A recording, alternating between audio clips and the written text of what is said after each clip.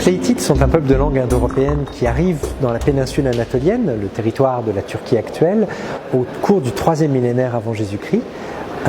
Ils fondent un royaume vers 1650 avant Jésus-Christ, et ce royaume, centré sur le territoire anatolien, va s'étendre surtout à partir du XIVe siècle, à partir de 1350, quand le roi Suppiluliuma Ier va conquérir une bonne partie du territoire syrien actuel. La période impériale proprement dite va durer de 1350 à 1180 avant Jésus-Christ. C'est à cette époque-là que véritablement l'Empire hittite vit sa plus grande extension. Et les deux objets que vous avez derrière moi, qui sont deux sculptures inachevées, ce sont des sphinx. Ces sphinx ont été découverts lors des fouilles de l'allemand Felix von Luschan à l'extrême fin du XIXe siècle et au tout début du XXe siècle. Ces blocs de basalte ont été extraits d'un site qui s'appelle Yesemek, et dans les carrières hittites, on préfabriquait dans la carrière, sur place, les blocs pour qu'ils soient les plus légers possibles lors du transport. Toutefois, pour éviter que les chocs endommagent une sculpture qui aurait été trop achevée, eh bien, on ne fait que préfabriquer. On délimite les grandes masses de la sculpture. Et la sculpture est terminée une fois arrivée dans son lieu de destination, installée dans l'architecture. Bizarrement, ces sphinx n'ont jamais été terminés. Pourtant, ils ont été réutilisés plusieurs siècles après avoir été préfabriqués.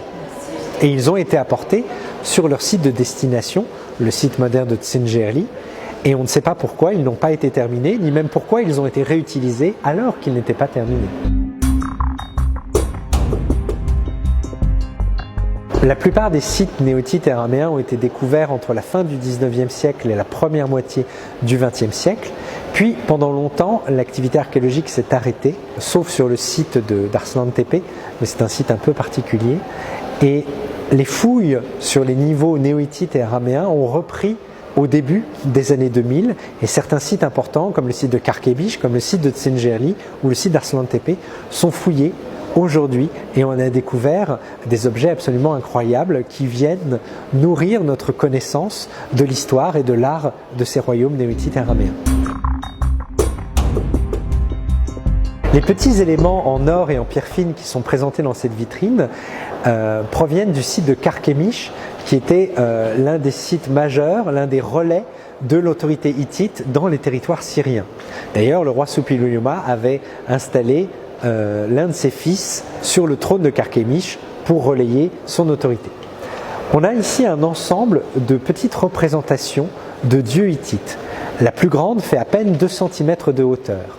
Ce sont des dieux représentés exactement de la même façon que dans un site hittite du cœur du pays hittite, le site de Yazelekaya, où ces mêmes dieux sont représentés, sculptés à flanc de falaise. Et là-bas, ils font plus d'1 mètre de hauteur, alors qu'ici, ils font à peine quelques centimètres. Pourtant, c'est rigoureusement la même iconographie. On reconnaît le dieu du soleil avec son disque solaire ailé au-dessus de sa tête et le litous, le bâton courbe qu'il porte sur le côté. On reconnaît la déesse Soska, qui est l'équivalent hittite d'Ishtar, la déesse mésopotamienne de la guerre et de l'amour, qui est reconnaissable ici avec ses armes et les ailes que l'on voit au-dessus de ses épaules.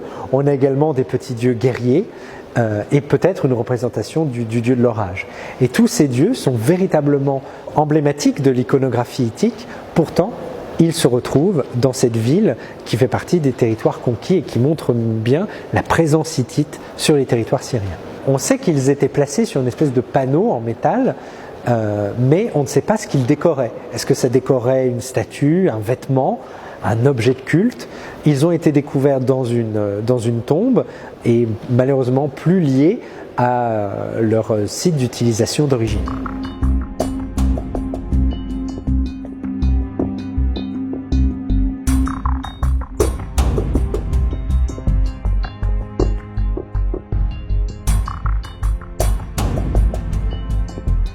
Nous avons à côté de nous 3 éléments qui appartenaient à une ancienne statue monumentale d'un roi divinisé.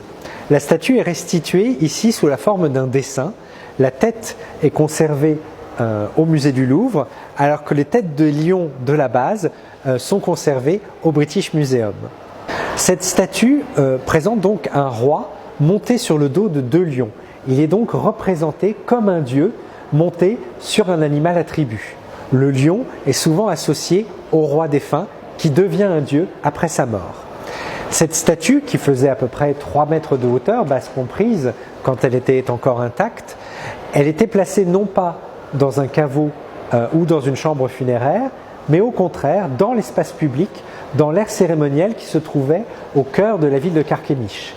Et elle servait pour le culte des ancêtres du roi qui régnait à l'époque, le roi Katua, qui justement présentait ses ancêtres divinisés pour asseoir sa légitimité sur le trône de Carchemish, d'autant que la lignée dont il fait partie a pris le pouvoir sur les anciens rois qui étaient les héritiers des gouverneurs hittites.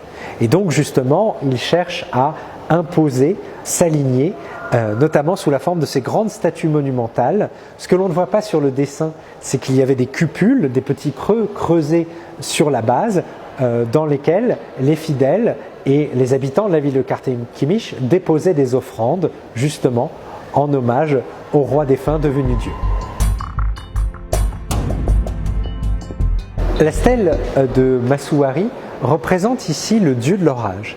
Il est représenté s'apprêtant à frapper ses ennemis avec dans une main une hache et dans l'autre main le foudre, évidemment, qui est son attribut majeur.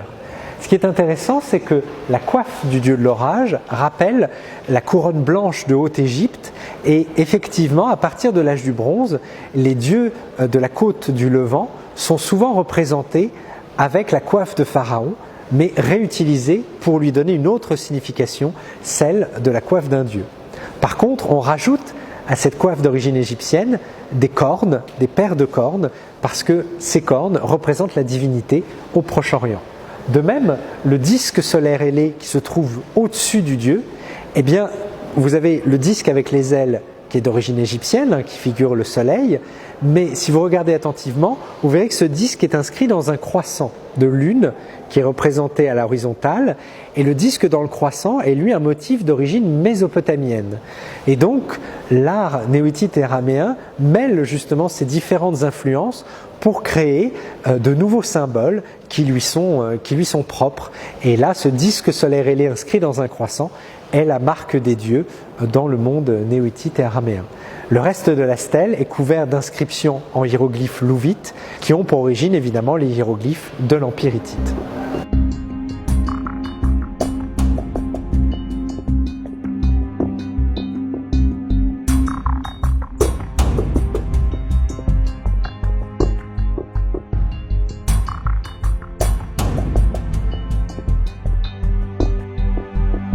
Alors, nous sommes ici devant l'une des sculptures les plus singulières de Tel Halaf.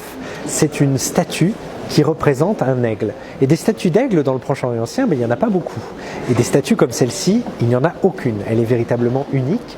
Elle représente donc un aigle, mais avec un côté très expressionniste. Il a un bec énorme, un petit corps globuleux. Et alors, à quoi servait-il? Parce que si on regarde au-dessus de la tête de l'aigle, il y avait un creux, une mortaise, et sous l'aigle, il y avait un tenon. Donc vraisemblablement, cet aigle a pu servir de colonne, en réalité, de cariatide, mais il a été retrouvé sur l'esplanade devant le palais du roi Kapara, et donc on ne l'a pas retrouvé en place. Alors on ne sait pas s'il était à l'intérieur du palais, s'il ornait une architecture qui a disparu, mais il est probable qu'il servait en réalité de colonne dans un bâtiment. Elle est conservée à Berlin, au Pergamon Museum, comme la plupart des grandes sculptures de Tel Halaf. Les autres sculptures de Tel Halaf sont conservées au musée d'Alep, en Syrie.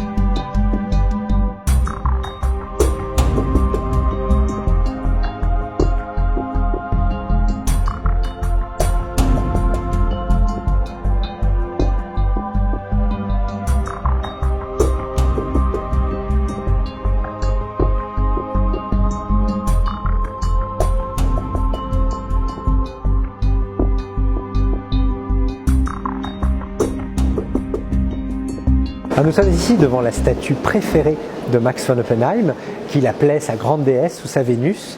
Pourtant, ce n'est pas une statue de divinité, c'est une statue d'ancêtre.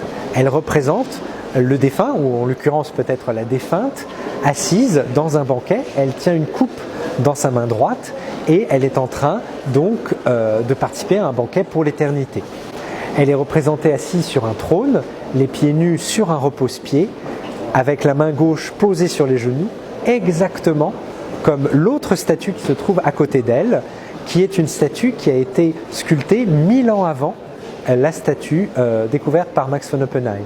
C'est aussi pour vous montrer la permanence de certains types de représentations au cours de l'histoire de la Syrie antique, malgré les mouvements de population, les changements de culture et de règne. En réalité, on a des permanences culturelles. Et ce qui est intéressant, c'est que même à l'époque romaine, au 1er siècle après Jésus-Christ, on a encore en Syrie des statues d'ancêtres représentées selon le même schéma de composition, mais vêtues un peu à la grecque. C'est-à-dire que le style change, mais la composition même de la sculpture reste la même.